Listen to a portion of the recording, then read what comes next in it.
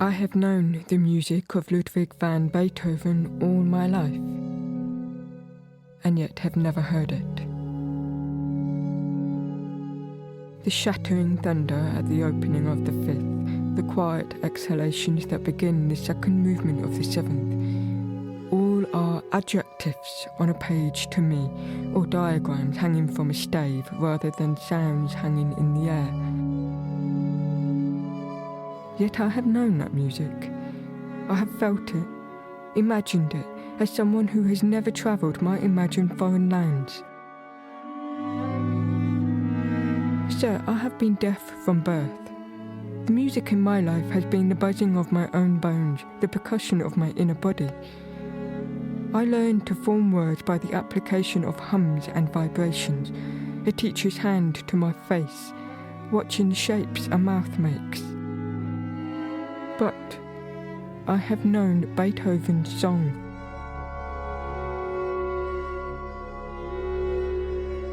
With my hand to the skin of a forte piano, Opus No. 1 has shimmered under my fingers.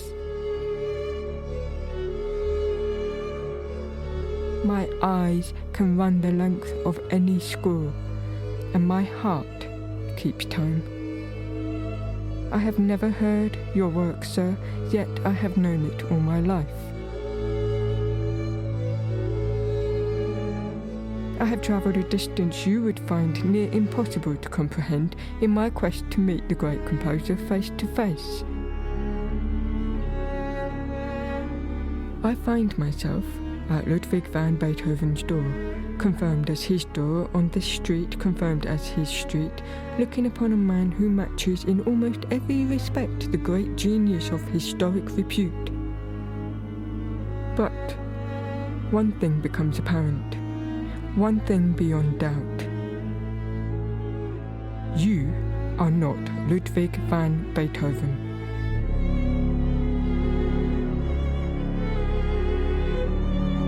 Beethoven can hear you. A duet for fiction and fact.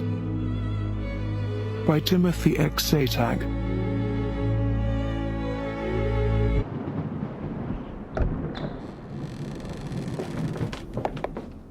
Come on then, let's have it. No, the papers, you imbecile. You raven, the fresh papers, unstitched. The fine paper, the finest for a letter. It's a letter. It's not a sketch. It's no melody, not a concoction for some ballroom with horrendous powdered princes who'll trot back and forth while I play to the very number. My finger burns, doubtless some of them barely attentive, pressing the music of my God-given blood into their ears while wearing their put-upon delicate expressions, as if prizing a suppository up themselves. This is an important letter, damn you. I'm writing a long letter. Give me that. Make your way, you jumping little spider. Thank you very much. Leave me alone. Thank you. Get out. Thank you very much. Now, my most beloved and bright angel, how my thoughts turned... No. Know that to my final breath, I will forever have cause to remember how I wronged you. No. Raven! Bring me an apple. And some wine. A good apple. Don't want a soft apple. Strange and mysterious, luminous soul, whose inscription I shall bear upon my heart for every short year of life left to me. Here I sit in abject failure, squalid and decrepit. Yes, decrepit.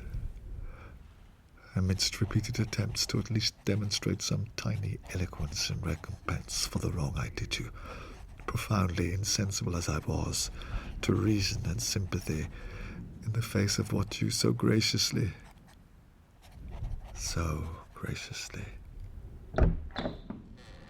Oh yes, the wine. Bring it. Here. The fall of the decanter on the wooden tabletop. Yes. The cascading tumble of liquid into the cup. The lapping and descending tones in unison. Let's have it. Yes, and the click of the jaw and stopping of the breath. A pause, almost in reverence, yes, for the calm to descend. And...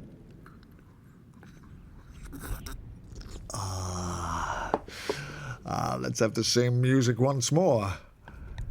Yes, there it is, right there. And... More. I have a most specific instruction for the delivery of these messages. Are you listening? Will I have to repeat myself? Good. This one, addressed to my nephew, wherever life or fate may have taken the brittle young fellow, to be delivered him upon my death, and upon that event alone, not upon any incapacitation, not if bedridden, not if lost at sea, understood? Not immediately, if understood. It's like being my own dentist. Next, this letter, that I'll complete tonight, as long as I don't have to repeat myself constantly. This one I shall seal. It is marked without recipient, and shall remain so, and upon my death it is to be burned. It is to be burned unread, ideally out in the open, so the ashes might rise into the night. Don't look at me like that, you purse mouth. Burn it in the open air at night. Is that comprehensible to you? Now get out immediately. Thank you. Go away. Thank you very much. Thank you. Leave me alone. It's how I live best. Huh? What was that?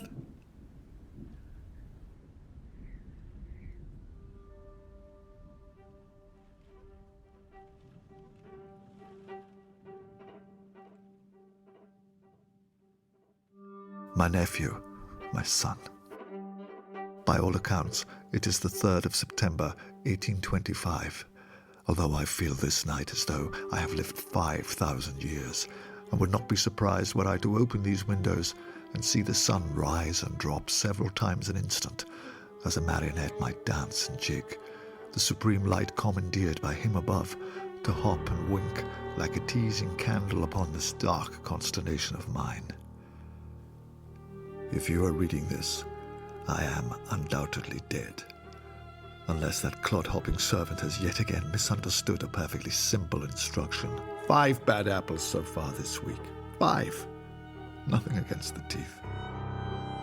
But if all has proceeded correctly, and I am indeed deceased, and if you and I remain unreconciled, then I express with all my heart the most profound extent of my annoyance and dissatisfaction, as well as the hope you will in time come to see me as the sensible father in whose stead I strove to watch over you.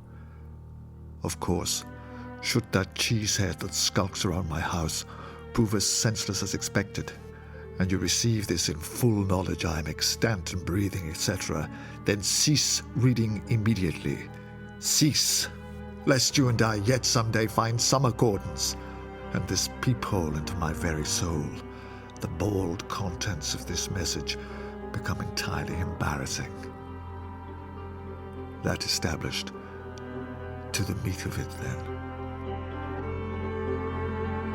You would not be blamed for frowning over much of what follows, perhaps returning to each sentence as if some poet's allusion. But it is no caprice of your uncle's. I do not write on a whim. There is, without doubt, an end to it.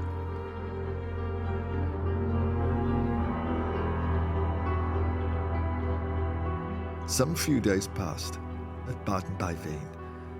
I received an unexpected visitor. The light was unusual upon the windows that morning, which I took to be some effect of rapid clouds, though no wind was audible. My fingers had contracted upon the keyboard, inactive for no good reason. I was in a repose I didn't understand. And then there was a knock upon the door below my rooms.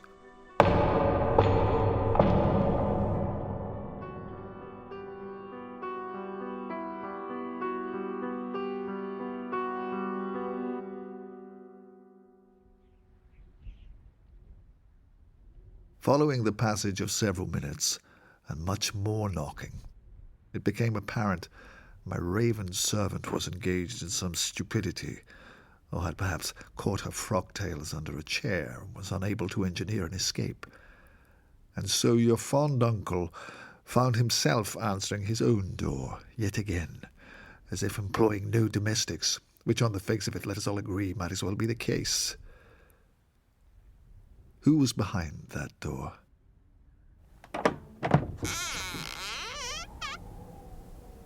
Well, a woman. A woman at first. So still and oddly fashioned, I thought her a statue, abandoned on the street. Good morning. This is Beethoven's house.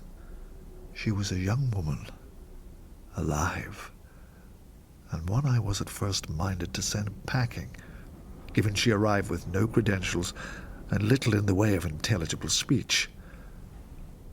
For some confusing minutes, she and I spoke at the threshold. Or rather, I spoke, and she seemed to watch me intently, demonstrating in the tension of her posture some desire to respond, but also perhaps an inability to do so. Is there some way that I can help you? Are you lost? Light in the skies remained strange, disconnected to the wind, etc. She held a note addressed to me and proffered it. I was not about to send her away. The heavens were severely darkened, and rain seemed inevitable. And so I invited my visitor indoors, fully intending to dispatch her as soon as her unusual message was delivered. And yet, perceived closer, this stranger had a face of some unplaceable complexity to me, and a manner suggesting she might be made of glass, fragile and slow to move, passing her eye over every last shape or thing before her, as if it were a rising, lustrous flower to be marvelled at, even if that shape or thing were, say, a scratch upon the floorboards. The straightness of her spine and the restlessness of those wide pupils did enchant me somehow. Yes, snipe all you like, laugh all you want. Yes, I'm an old fool. And as such I forgot my annoyance at being interrupted. Why not? And I received her in the music room, where she could not tear her gaze from the piano barely one moment, perhaps thinking it an animal about to pounce. Then it was that wordlessly and avoiding my own eyes once more, she handed me the note, which was written on several leaves of a paper so pristine, unflawed, and brilliant white that at first I did not begin to read the text at all, but in time saw the hand on that page, careful but oddly slanted, and in courtly, if grammatically curious, German. Mr. Van Beethoven, please forgive this unsolicited intrusion upon your working day. I have travelled a great distance from foreign lands in the hope that you might entertain a short meeting with a view to a professional request. Humbly made. So far, so dull, I expect you'd agree. And yet... I am a deaf woman, deaf from birth, and a great admirer of all your works. Ha! Well, what do you make of that, dear nephew? Do you see now Why I forgot the plans for my whole afternoon in an instant, as if they were suddenly dropped down the stairs? The intrigue of it, the magnetic intrigue. I had very much hoped to meet you earlier in life, for I understand that you have yourself only recently recovered from a significant spell of illness that has proven a great burden, and makes this perhaps a less than perfect time for my visit. True, of course, if a little forward. My bowels are my own business, after all. However, this opportunity has been presented to me for this specific moment only. The date and time set thanks to calculations and considerations beyond my control, and I could not deny the journey for fear of denying myself perhaps the most rewarding and unexpected encounter of my entire life. An interview with one of history's greatest creators. Correct and appropriate as this may be, it's not unusual for your uncle to receive these flummeries, whiff-waffs, and supplications. But what followed was of an entirely different cadence, almost, perhaps, a provocation.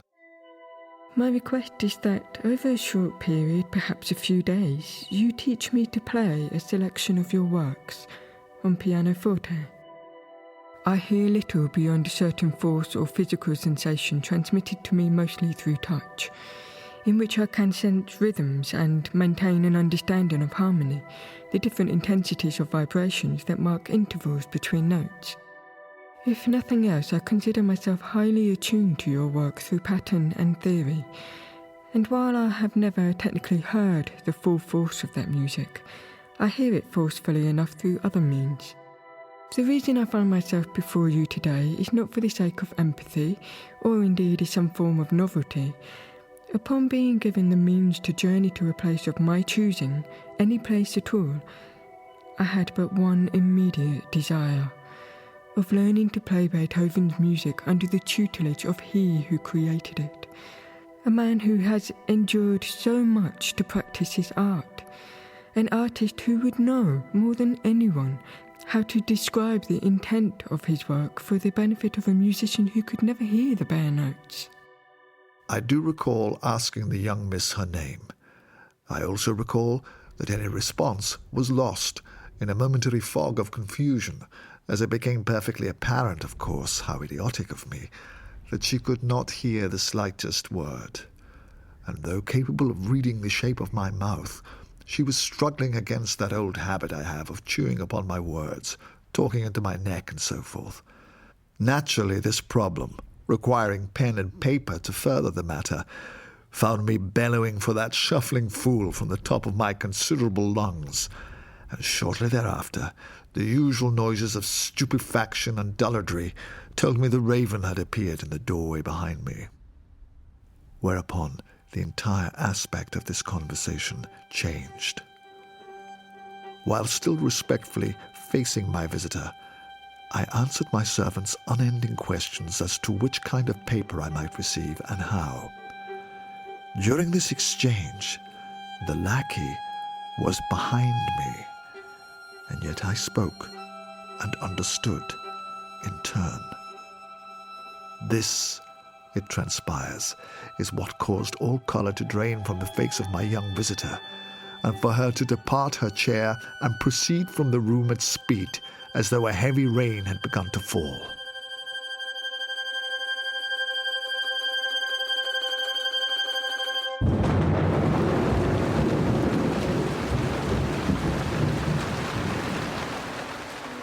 In fact, rain.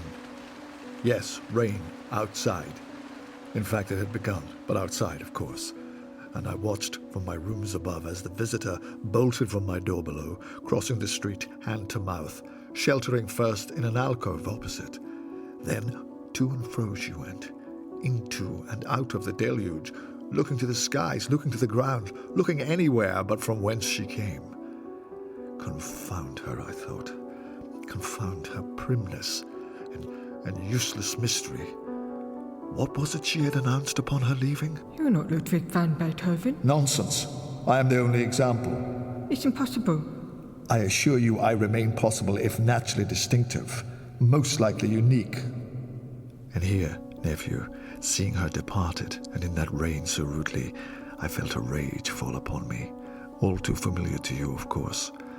I welcomed it in, as of old, for you should know, for some time I have resisted the ringing and roaring it leaves behind, but here I threw some notebooks, I think, and I struck a few close and bad chords upon the piano with fists clenched, and then shut the lid over firmly, and, I believe, kicked off one of my slippers at this time, but strong in the realization something of the universe was passing me by, of God's strangest hue and harmony. I stamped single-shoed downstairs and threw open my own front door once more, like a wild-haired troll, not caring for anyone in the street outside but her, intoning basso, Come back, young miss, come back in. This is all far from over. gesturing to the rain and so forth. At which she stood amongst that downpour and looked upon me with the most palpable disappointment, clutching at her heart. Can you hear me? Was what she asked, and I was compelled to speak the truth. Of course, yes, I responded, nodding too. Can you hear the sound of this voice? My voice? And again, I nodded. This started a fire in her eyes, and perhaps, hard to tell in the rain, perhaps, yes, tears also. Young miss, return indoors. I insisted, the words shaped upon my lips most carefully. Return indoors, for I was born Ludwig van Beethoven, and such I remain. At the very least, do me the honor of explaining how I might present otherwise.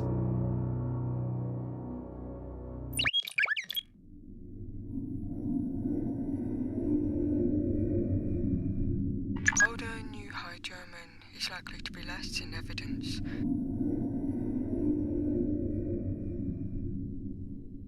Yeah, I've been using Klopstock if you want to hear an example from primary sources. I'll just find it for you.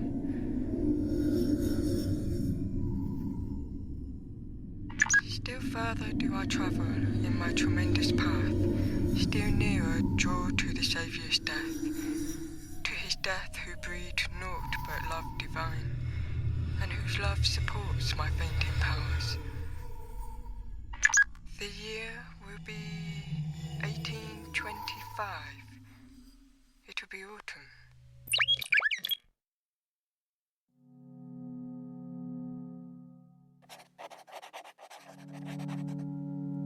Something I expected from the very beginning of our meeting was to be conversing as we are now, using pen and ink. The great Beethoven I know of at 55 years of age is almost completely deaf. He has been since the year 1811. That same Beethoven also stitches his own notebooks by hand, as I see you do. But as well as serving as a home for his musical sketches, he reserves some of them for conversation books, by which he can speak in detail with his friends or fellow musicians, but I see you do not do anything like that.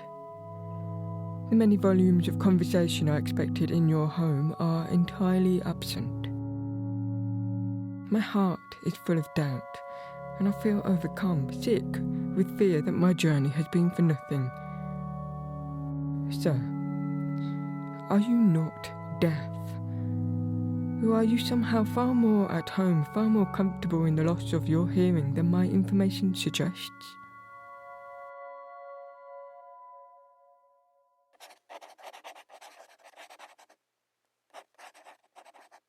Dear visitor, this is an experience entirely inconvenient to me.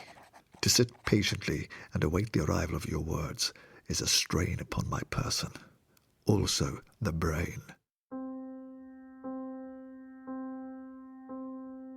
I am fundamentally Van Beethoven, and while there have been a variety of brothers and other hangers-on beneath that name, I am reliably the better known and most reliable of the species.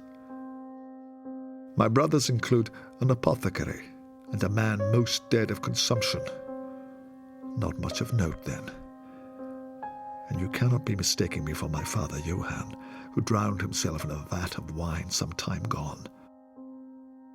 Or my nephew, a student, if you like, yet to make a mark under any column in any ledger. So the matter is confusing. However, this I can tell you. At a younger age, perhaps 27, I did once enter into an argument with some voice box on legs. A self-regarding, pampered numpty with aspersions to musicianship, on the subject of some detail or whatnot within some work. And the disagreement then caused me to send him from my presence, even though the fool imagined himself to be leaving voluntarily, of course. And when a few moments later he returned with some ridiculous afterthought or false rejoinder, knocking on my door, doing so with his forehead for all I could discern, for all the sense he demonstrated, I found myself in an utterly wild rage, and rose. Whereupon the world tilted on its axis, and I fell to the floor. I righted myself, and discovered I could no longer hear. Not one thing. In place of the room was a cacophony, a fury, as if the roar from my mouth had filled up my mind and was refusing to leave. After some seconds of my not responding, that same idiot threw open the door again, shouting whatever foolishness he had landed upon with the volume and intelligence of a seagull, I imagine, hopping around in the doorway, and he was utterly silent to me. That flapping mouth hollered to no effect. Of course, I might have found this agreeable under other circumstances, but it was apparent to me in that moment that my ears had been stopped by some fateful hand. Dear visitor, this was a most terrible afternoon. My head was thick with a devil's concerto of squalling and whirling tones, the shrieking of a long and high string, also a dense rushing of blood, and also rolling gongs, the most unstoppable, deep and dissonant bells. But in time, to some degree within that day, but ultimately overnight, the horrendous squall quieted. My faculties returned. Since that day, and here, young miss, some detail I have confided only to my closest colleagues and my dearest friends. Following that incident, my left ear, and to a lesser degree my right, sing quietly with a distinct and constant tone. Yet the sounds sit in some part of my perception that allows life to proceed as normal, for my work to continue as expected. They are notes I hear only in the softest of atmospheres, in the absence of any other noise. A piano forte or a flute can subsume them entirely. It is only in the rattle of a carriage along a cobbled street, for instance, that I perceive the imbalance from one ear to the other. The sharpness is not as defined to my left. Yes, and of course, yes, it is a foul affliction for one so attuned to the subtleties of the divine song. But I have been able to conceal my infirmity without subterfuge these many years. It remains, as always, that no one truly understands the interior condition of Beethoven's skull. So tell me of these false rumors you have heard.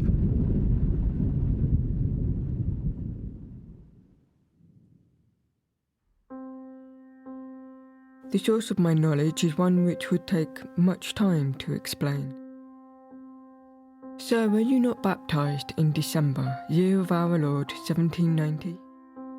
But no, perhaps this is not enough.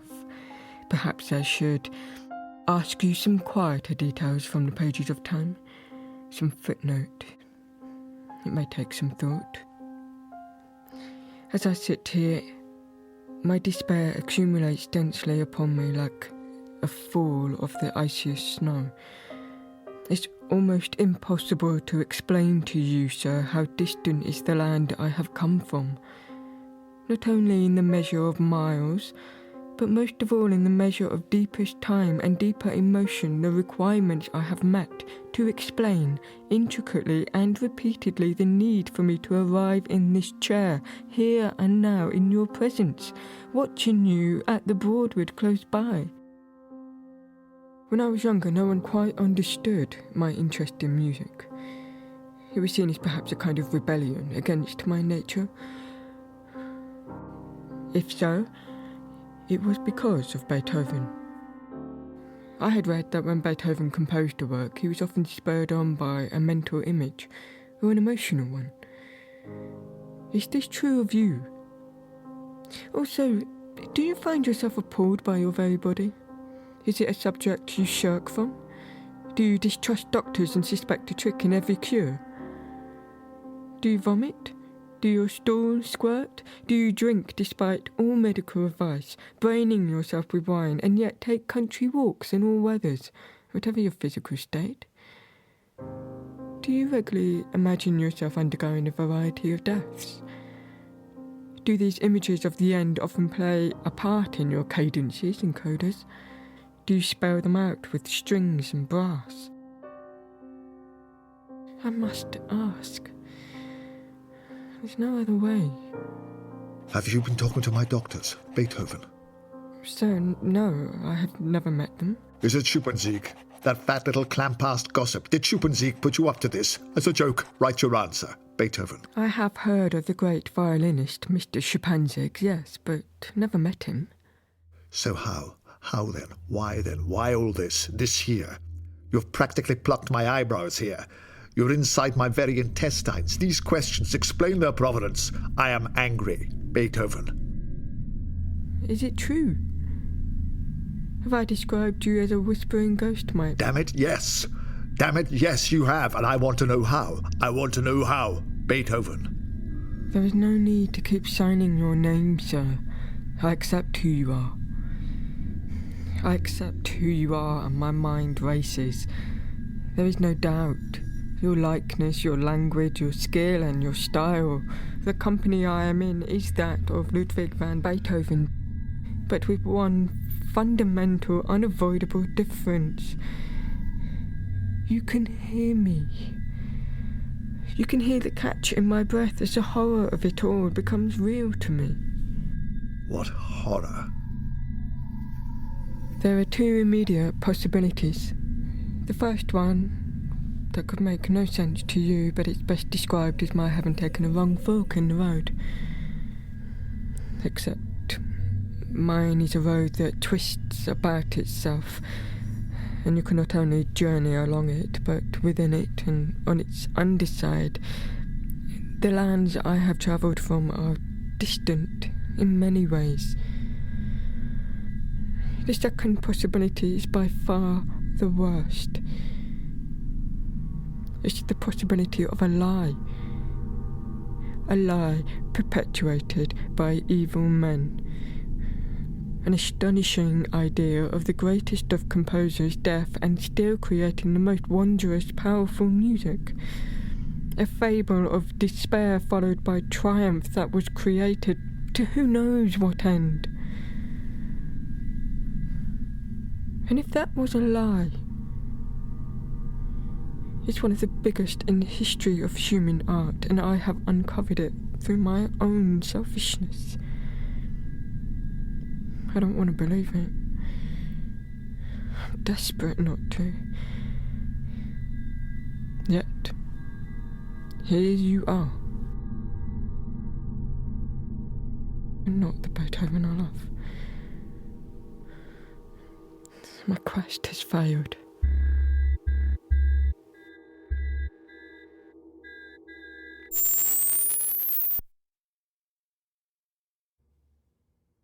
Nephew, it will not surprise you that my already ragged and threadbare patience was completely unschemed in this instant, and so... I cried. So leave! If I'm not a good enough Beethoven for your eternal riddle, your sanctimony, then go! I think the visitor might have produced some noises of apology or regret. One sounds much like the other, after all, before collecting herself and departing. The raven behaved contemptibly, and in some misguided attempt to embarrass me further, decided to take a broom to the visitor's heels as she left, like some Columbina in a poor comedy, cackling. Why must it be so hard to find good servants? What crack in creation did God in heaven neglect, so that all the ill-qualified domestics of the universe might crawl out of hell and towards me, semi-demonic, slovenly and decrepit? Although my Carl, that night, I was in truth grateful for her inattentiveness and sloth. Impossible to sleep. I recall the darkness as a headache. Lying on my back, a belly that wouldn't cease its nagging, the sound of my own breath ludicrous to me, a vile, enormous bellowing.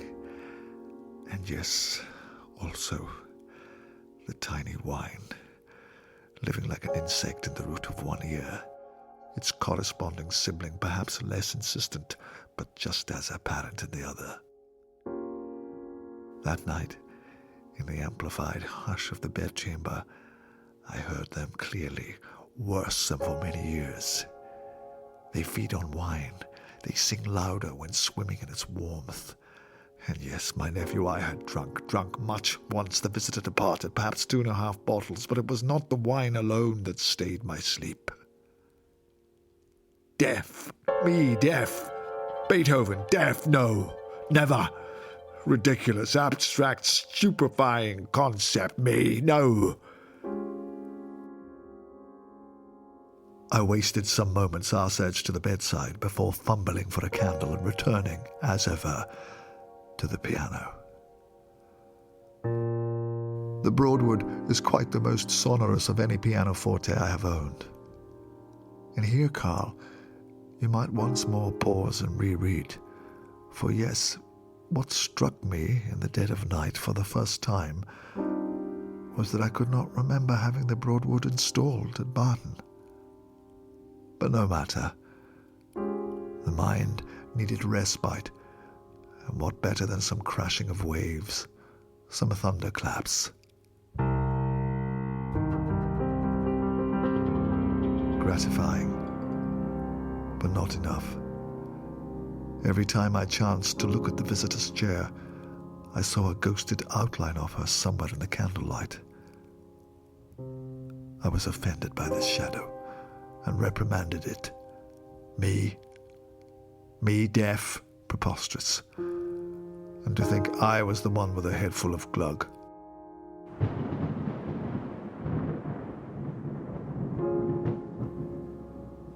The notebook with her words inside had been dropped to the floor, and I discovered this by kicking it. Whether it was dropped by me, or by that harpy beneath the stairs, I don't know. But this night, her failure to arrange things properly was in my favor. In the clutter and clash of the day, the remarkable nature of this book had evaded my attention.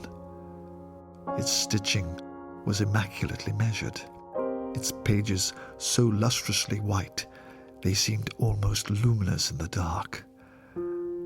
I rifled through those mostly blank leaves, empty but for that previous day's entries, but found a scribble at the back, in the visitor's hand, reading, "This book to be burned upon the death of its owner." Which owner? Her or me? I opened the first pages before me, laid upon the piano as a libretto, and made soft, distracted extemporizations against that afternoon's exchange, revisiting each strange turning of logic, each ornate but troubling phrase. Can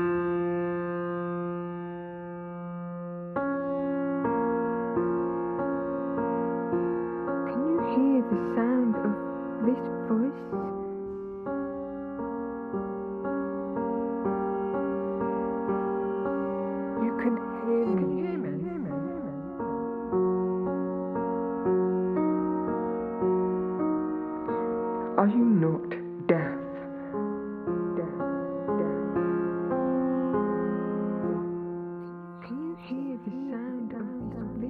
pen and ink. Conversing as we are now using pen and ink.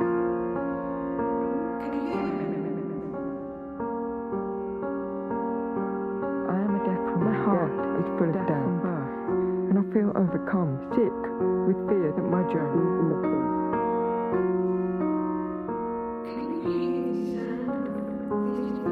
My despair accumulates densely upon me like a fall of the iciest snow.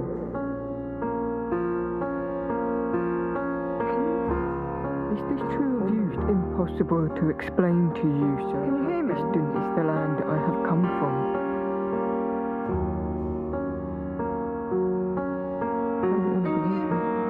Would you permit a few more questions?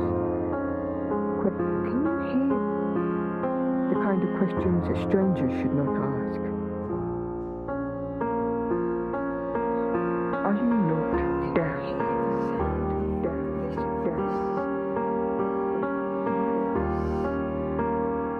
I sense your patience waning. I sense your patience. To determine whether all has been for nothing.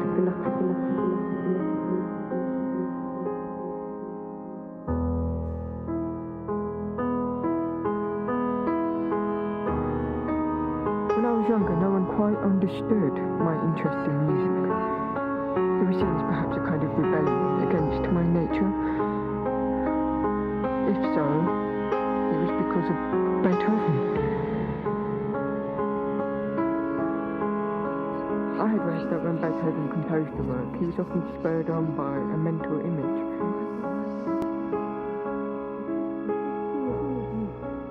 Is this true of you?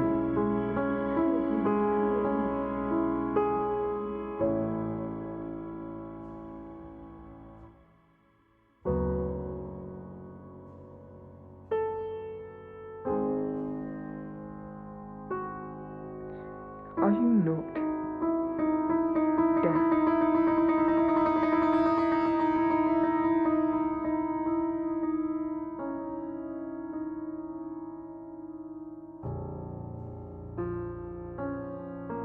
Are you not deaf? Are you not deaf?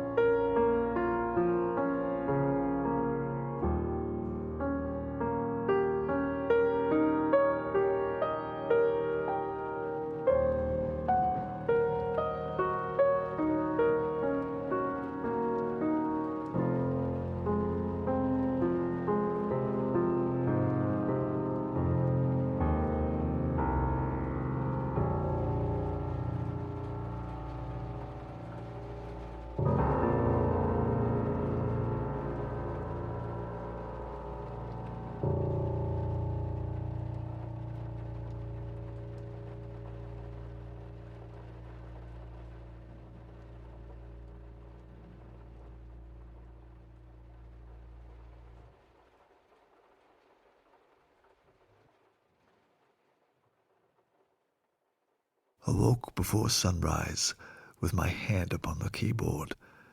The C sharp and E flat had indented my brow.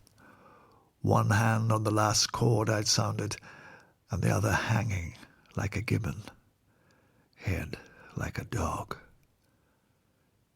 Immediately called for a hot bath, and steeping within it, resolved on my course of action, thus. Woke up the fastest bastard in Baden, one Dirk Melchior. Take note, nephew. He'll get you into Vienna twice the speed of anyone else, although possibly not alive. Knocked politely yet firmly on the door of Mrs. Brandenbauer for 5 minutes until her servant answered. Announced myself. Anyone taking rooms in Vienna will have Brandenbauer's pigeons reporting as much to her in no time. She has a standing account in every coffee shop, a reserved ticket to every function. With assurances and promises I was sure I'd come to rue, I extracted from Mrs. Brandenbauer what was required. The address of a lodging house in Mendel Street, and left there the note I'd drafted in the top, adding a scrawl at the bottom as to where I could be found. Trotted the short distance over to Humboldt's coffee house, deflecting a "Good morning, Mr. Beethoven" here and a "Maestro" there, lick-spittles. Once at Humboldt's, I took off some chocolate and one pie. Wasn't long before she arrived at the door, and damn near stopped the room entirely. I had to cram myself into the darkest corner for fear of that hydra of loose talk that might hatch and begin a vast flailing around. Did you see that young creature with old Ludwig? Dressed like she didn't know how to even walk in it, etc. I placed the notebook before my visitor, where, upon a fresh leaf, I had begun a new conversation.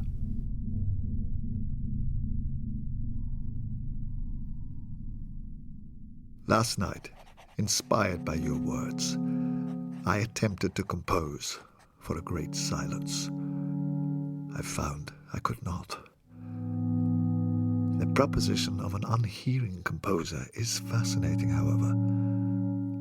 I would ask that we converse some more on the matter if you should be available today. I cannot comprehend how any musician would operate after such a loss. Far in the lands I come from, there are many who no longer describe deafness as a loss. Some consider it a more fulfilling life to live beyond noise, with a language all its own. Of course, there are still cruelties enacted upon the deaf, but we have deaf musicians, and blind painters and dancers who don't walk. Am I to understand this magical place also has deaf composers among its people? Yes. Then why come all this way to me? You may have believed me deaf through some miscommunication, but in the first instance, why did you not consult with some countryman who shares your condition? I have, all my life. Still, why come to me? Because you are a very particular case. Ha! That much I know. Young miss, we have sat here for a considerable time. Can you not then tell me about my particularity? No. This seems altogether rude. The choice isn't mine to make. My presence here comes with strict terms and conditions. I am not a barbarian. I see the stormy looks you give me. Perhaps allow me to phrase something that might save our companionship. I have decided that you are some envoy of things yet to be. This appeared to me clearly upon rereading your introductions from yesterday. And furthermore, this morning, awaiting your arrival, a coalescing of your words occurred in my mind that seized me with a great fear. Your presence signifies that my fractured ears are someday to fail. Having withstood a great many years with flaws no greater than a hair's width, my hearing is to finally crack and collapse. And you, like Gabriel appearing, dazzling the eye but with no clarion sounding, you come with a message, and it is this: that Beethoven must be deaf for the proper operation of things. It is fate. Hence your diligence and high emotion, as shepherdess, if you will, of that fate. Some years ago, during the days of the Congress of Vienna, this accursed city danced itself stupid in a whirl of debauchery and vice, while the so-called great men of Europe drew up the maps we now inhabit. I recall back then the sudden fashion for tableaux vivants. Draped ladies of aristocratic houses assuming mythic positions for gawping old men.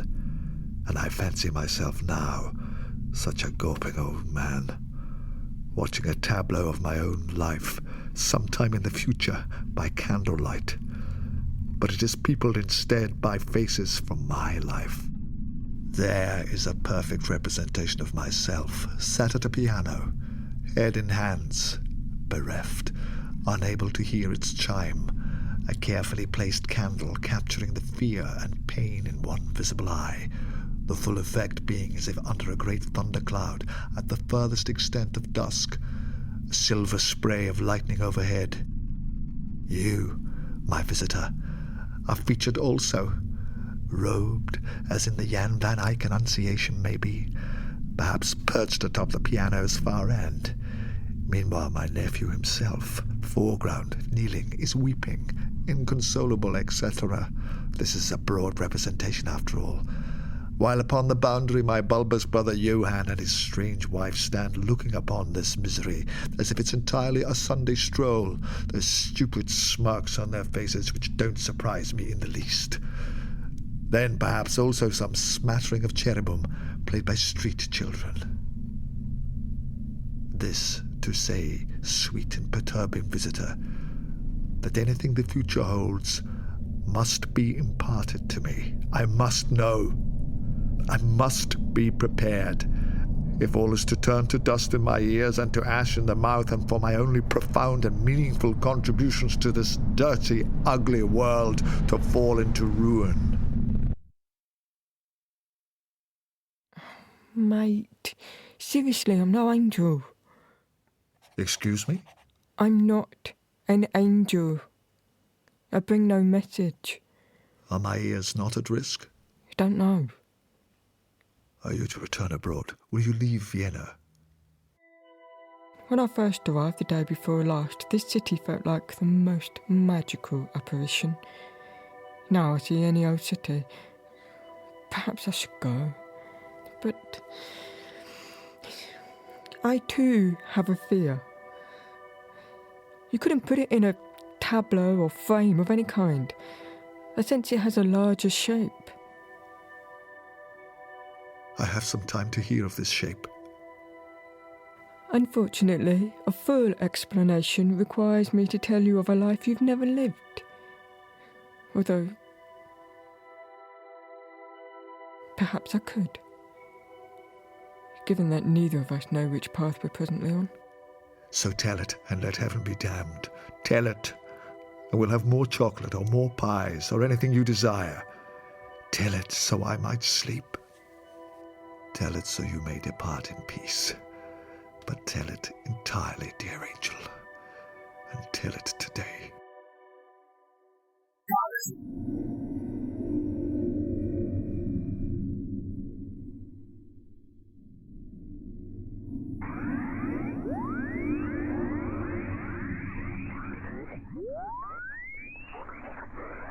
Well, yeah, he'll be at that last stage where it's funny, isn't it? Who says he has good days and bad days?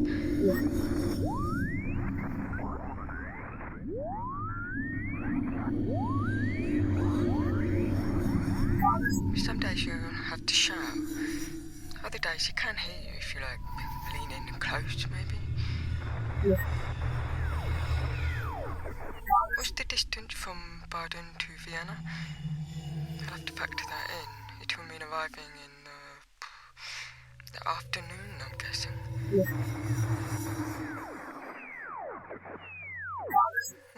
Yeah, I know, it's mad.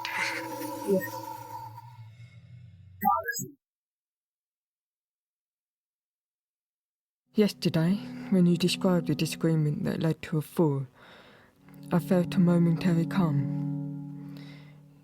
The Beethoven I journeyed to meet wrote of such an argument and its effect on his health.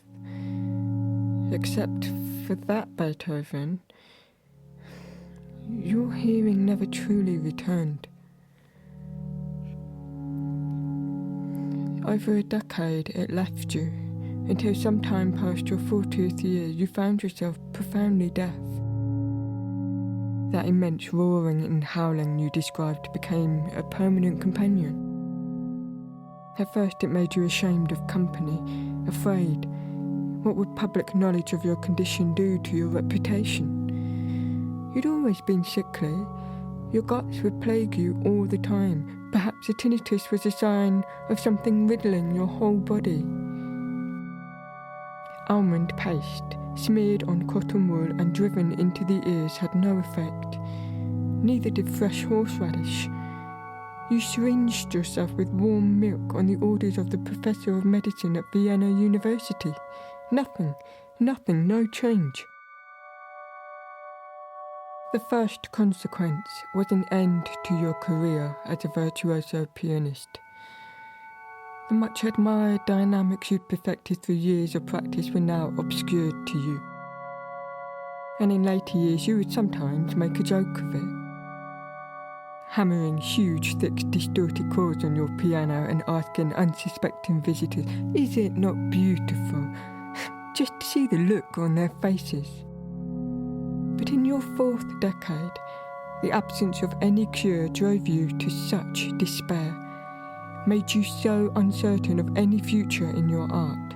At one point, you composed a letter to your brothers, assumed to be a suicide note, something that you kept locked away, hidden in a secret drawer with a spring-loaded switch, as if to remind yourself of the darkness you faced down. Because day by day, moment by moment, you became attuned to that unwanted company. A resolve grew within you.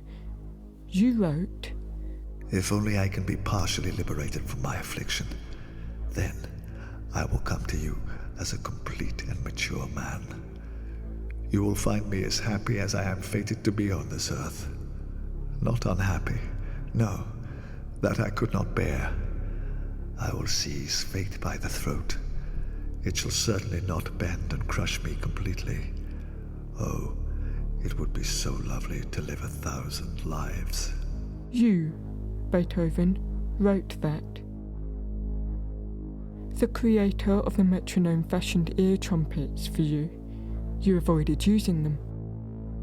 He created a sounding horn to amplify your piano that you most certainly did use. You introduced the world to the concept of a deaf composer. It was somehow in line with your reputation. Perhaps that made it easier to grasp that it was Beethoven above all others. He was so stubborn, so obstinate, so certain of his own genius that even the loss of his hearing couldn't stop him creating music. Your music became the source of an eternally unanswered question. Whence Beethoven's music? And therein lies my fear, the one with a shape undefined. When my course was plotted for this journey, I knew I'd be finding you before you had written the works that had most saturated my imagination. Pieces I'd returned to over and over. They are works commissioned by Prince Nikolai Golitsyn. Perhaps now you are engaged in arranging them. Perhaps not, depending which fork in the road has been taken. This is part of my fear, that they might never exist. Or perhaps worse, that they'll exist in some muted or muzzled form, that I'll return to my own lands and discover their essence skewed, compressed, diluted, as if they'd always been that way. And it's a fiery, horrible fear. Because the Golitsyn quartets contained some of the most heartbreaking cadences in human music. It haunts me to think of a world without that music. And so I find myself in the impossible situation of describing a composer's work before it is finished to that very composer. It struck me between our last meeting and this one that in all the time I'd watched your hands at the keyboard yesterday, none of it even slightly resembles the Golitsyn quartets.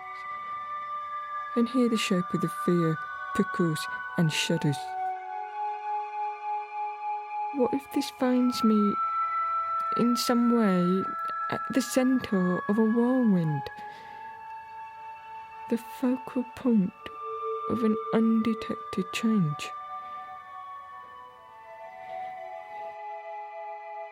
This is the story of my fear this morning. I do not know what might be done about it. have I destroyed what Beethoven means to the entire world?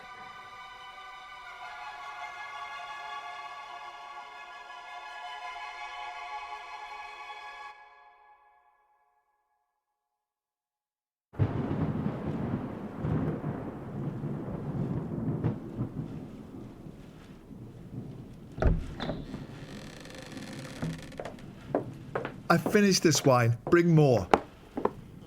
What's that look for? To what end the clamped mouth and the dead-eyed gaze, O foul raven? I'll be with my maker in months. Then you'll be sorry. No one to stare at in contempt. No one to bad-mouth behind his back. You'll never guess what old Ludwig did last night.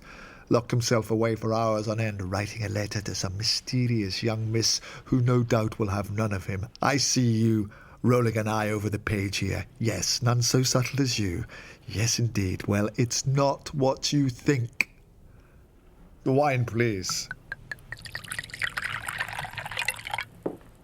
Yes, laugh as you go. I saw as much. The story must be told, and entreatments made. Heaven has spoken. Where's my apple? Now. Sweetest apple Sweetest traveller. I write this so that you know your leaving was not my wish, nor my doing. Perhaps it might have seemed I engaged in sabotage the moment your tale was done, that I drove my hands into the earth beneath us and pulled the foundations out from under our short companionship. That is not so. Could never be. For I am not that evil creature, nor would I be capable of such malevolence. I do comprehend, and it has always been, that my anger is as a noisy shadow to me, one that once entertained by the slightest gloom will, like a demon, leap from beneath my feet and climb upon my head like a terrible hat, crowning me in pompous rage, raking its clawed fingers at anyone close by. I know this. I sincerely did not mean to wear this terrible hat in your presence. Any composer, losing their ears, would have thrown themselves in the river. So it was that the demon dismissed each question you asked in turn. The demon grinned at your evident pain. The demon waved a disdainful hand at any suggestion of imperfection in Beethoven's craft. I've never had a simple arrangement in my life, anywhere. It was the demon which barked, using my voice. This is entirely ridiculous, and now I'm certain you can't be any kind of prophet. That any analysis of music is so much counting of syllables. The demon, too, that refused the simple request to examine any recent works against your memory of them. It is done. It is done. It is done! I've decided, and there it is. I have no more to say. The demon that sat in wretched silence, drumming its fingers while you, emanating patience and despair, tried to define some path in the fog. The notion that Beethoven would rest content without absolute control over his music, at any interval, under any conditions. I don't know why you're getting so angry about it. Cast himself into some abyss, yes. Formulate some Roman exit, yes. With honor, too, yes. But languish, unnaturally, no. It's not debatable. It's not imaginable. There is nothing more to add. Just sit down, okay? We've dallied here long enough. The man I am could not be, as the forest could not be without rain.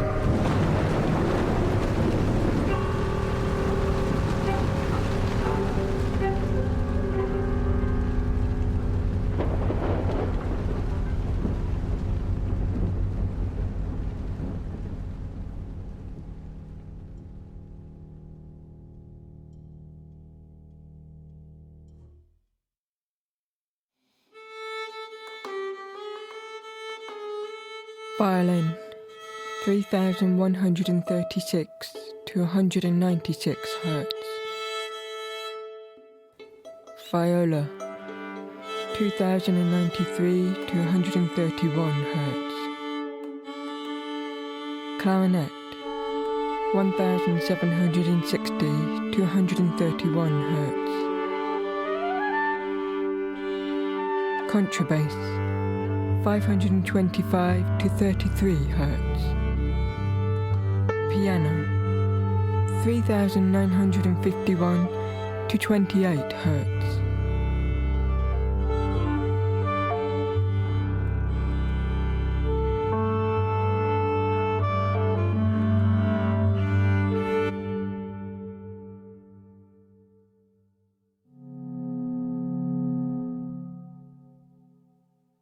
Of course, dear nephew, if indeed you pay any attention to this letter at all, you will have a multitude of questions for your old, and I trust dead, uncle. Stay those questions a while longer. True, at the time of this letter, Golitsyn has commissioned a clutch of quartets, and they are crystallizing suitably. They are, I would say, passable, and will serve their purpose, namely in the shape of the funds they command. That's no one's concern but mine. The visitor, I conjectured, could of course have heard of this commission and invented some fancy in order to pique my interest, perhaps snare me in some disreputable manner. This is what I believed for several days after we parted in Vienna. I returned to Baden that afternoon, and during a walk in nature, but perhaps longer than that of habit, I found myself suspecting the visitor might knock again on my door. An instinct that a fanatic of her kind would return in short order. However, she did not. What transpired was altogether more taxing, and an experience most troublesome to conjure in mere words. Some 2 days later, I believe, I received a letter from Schuppensiek, which instead of being typically meandering and ingratiating, invited me in straightforward manner to some exclusive concert. Nothing much to note. But the outrage, nestling like a cuckoo in that formerly dull prose, was that this was to be a concerto of variations upon my own themes. Upon my own themes! Shocked, appalled, and immediately writing to my attorney, I found the hell-for-leather madman Melchior that same hour, and he might have killed at least one horse in the scramble to the city. Sure enough, Schuppensiek and his cronies were rehearsing in the room set aside for his bastard child of a concert.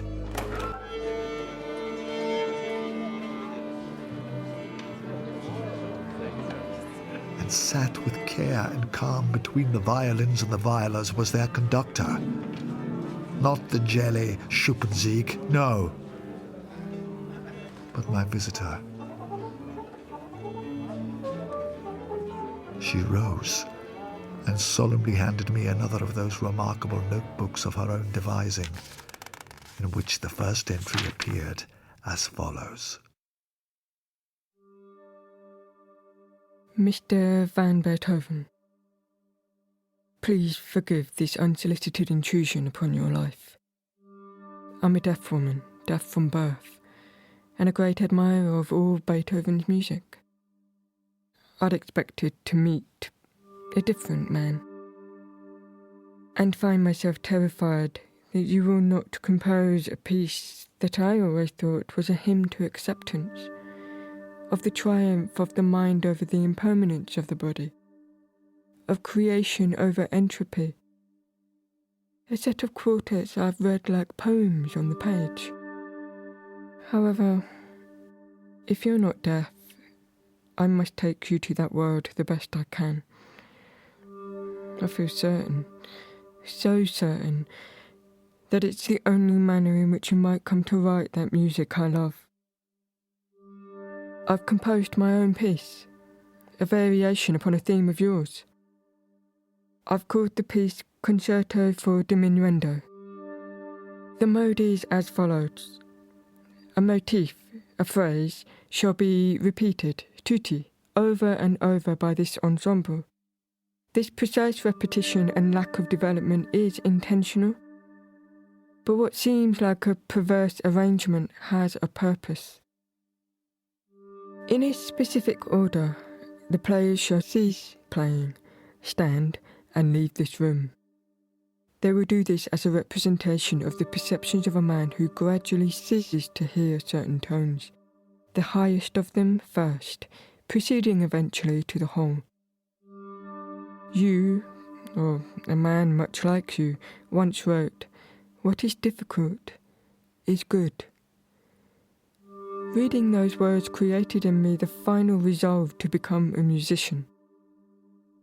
I hope you can bear those same words in mind as my work is played. You believe deafness must define a life. For me, while it's part of my life, it no more defines me than the colour of my eyes. It's part of the arrangement. An arrangement can be interpreted. An arrangement can be difficult. It can also be good. Sir, do I have your permission to proceed? Young miss, if nothing else, your tenacity inspires admiration. I promise to give it my full attention. I cannot promise to find it good. Thank you.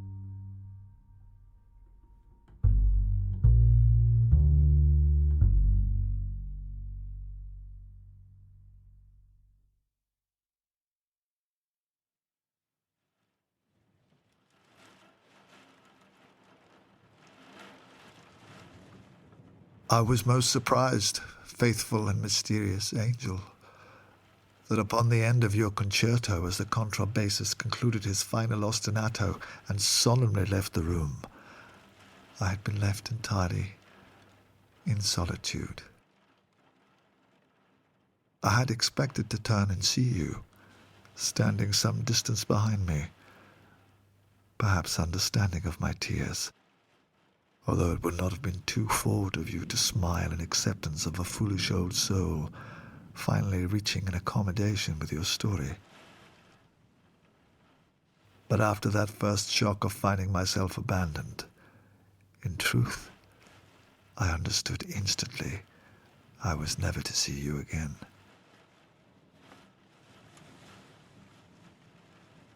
I fancied that on my journey home, I could still hear the horses' beat, the chime of their reins, and the spatter of dirt on the roads.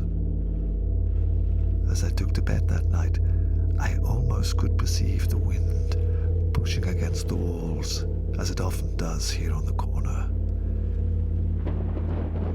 You had prepared me for my waking the following morning, and I thank you for it. During the concerto, you had handed me your score and your notebook, in which you had written, "There depart the violas. They have ceased." but the viola part remained on the score, and in the notebook you asked, "Can you not still hear them?" and I could, dear young miss. I could hear them entirely, despite their having gone.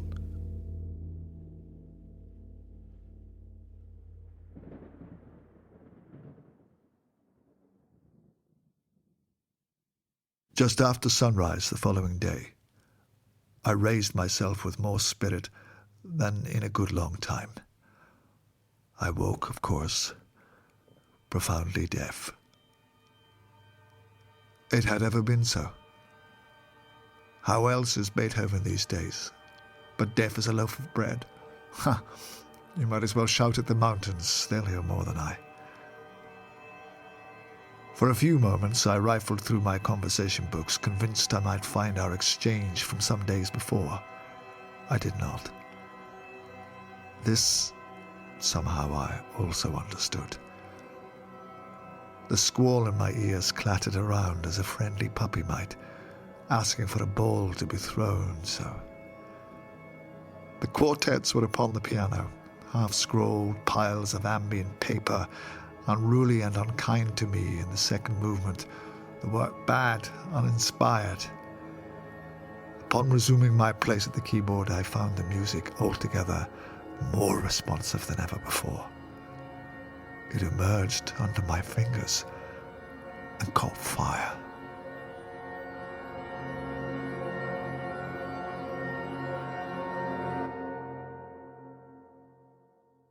My great regret, and mark my words, sweet one, Beethoven has rare regrets.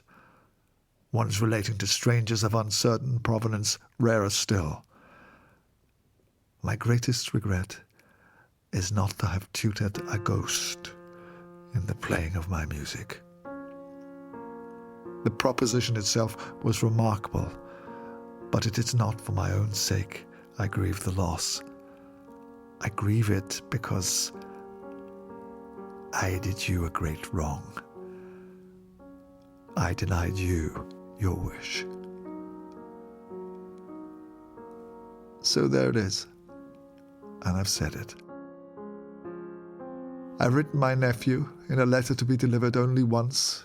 I've coughed my heart up, and maybe I shall have it sent, maybe not. In any event, I feel he would think it a delirium and pay it no mind. History shall stand witness. I shall not. The days are short.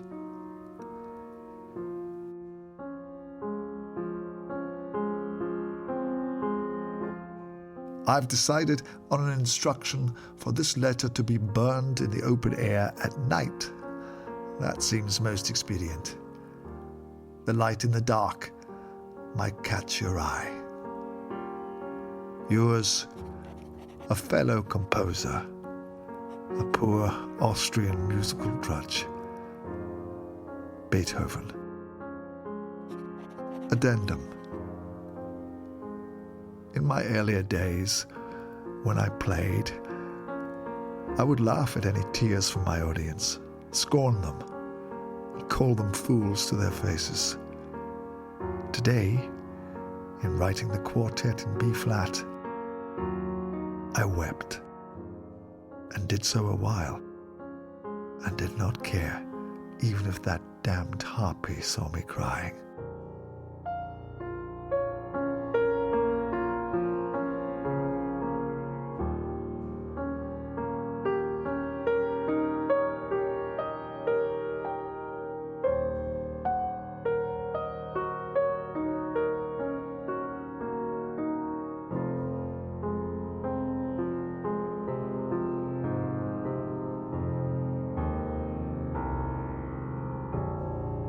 Beethoven dies 2 years later.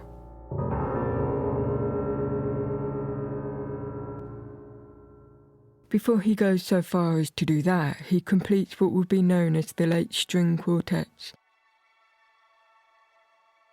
Some of the most astonishing music in the known universe, songs of whirling heartbreak and hymns of gratitude, ending in a fugue of such forward-thinking scope and complexity, is hated by almost everyone who hears it played, and only properly appreciated 100 years after his death.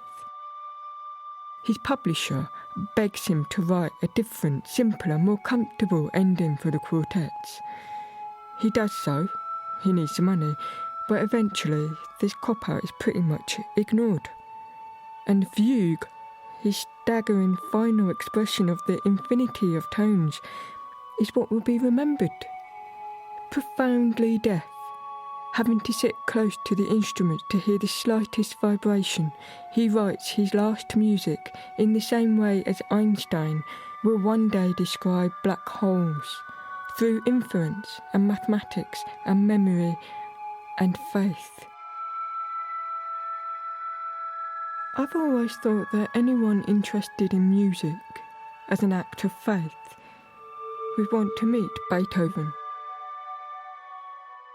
So here's my humble proposal for that journey.